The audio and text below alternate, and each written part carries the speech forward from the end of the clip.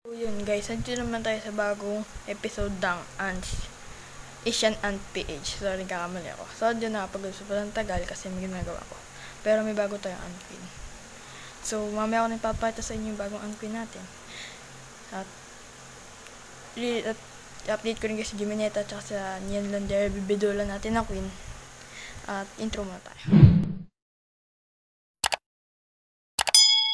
So, ito guys, papatong sa inyo yung update natin sa kanila. Ito naman yung saan natin. Jimeneta, ayan. Nakawala yung ilan sa kanila dito sa ilalim. Pero di ko alam kung patay na yung mga yun. Kasi di siya gumagalaw. Paano yun? TNT na lang gumagalaw. Pero yun, yun, dumami naman sila ngayon. Kaya mag-focus ng camera. Yan o. Dami nila. Ayan. Tapos ito yung Nyan Landeria natin. Nyan Landeria. Bidula. So, ayan siya. Lalaki na yun, no? Nasa pupa na, larva na pala.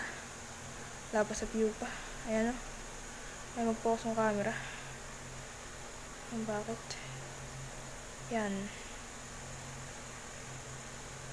So, di natin siya masyado disturbuhin. Baka ma-stress pa siya. So, ito yung bago nating queen. Ayan, muna natin siya dyan. So, ito yung bago nating queen. Ano siya? Crematory gas ba yun? So, may repronounce pangalan niya. Nahuli ko siya ng mga ilang araw ni.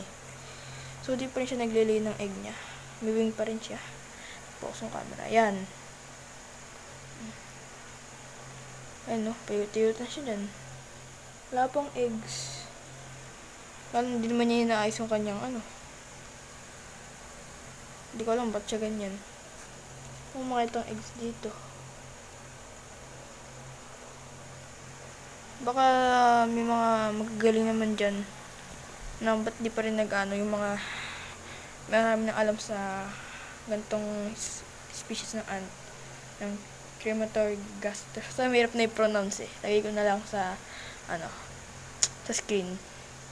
Sa screen. Kahit saan dyan sa screen. Kunin tayo spelling. Tsaka lagay ko rin naman to sa may title eh.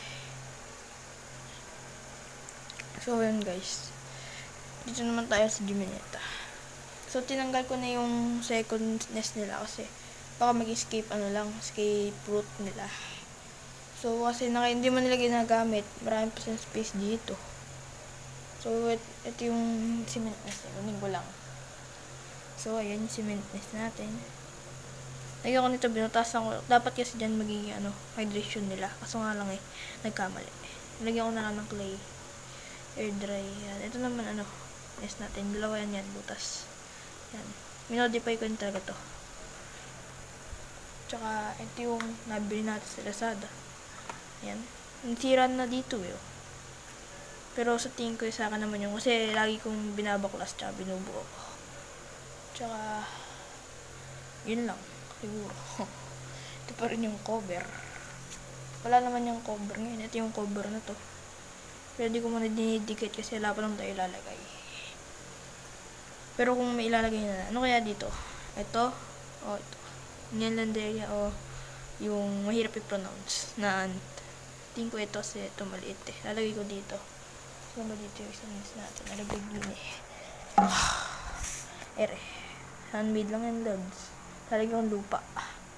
Tapos doon nilalagay yung Landeria. So, naman. Lalagay natin dito. So, yun lang.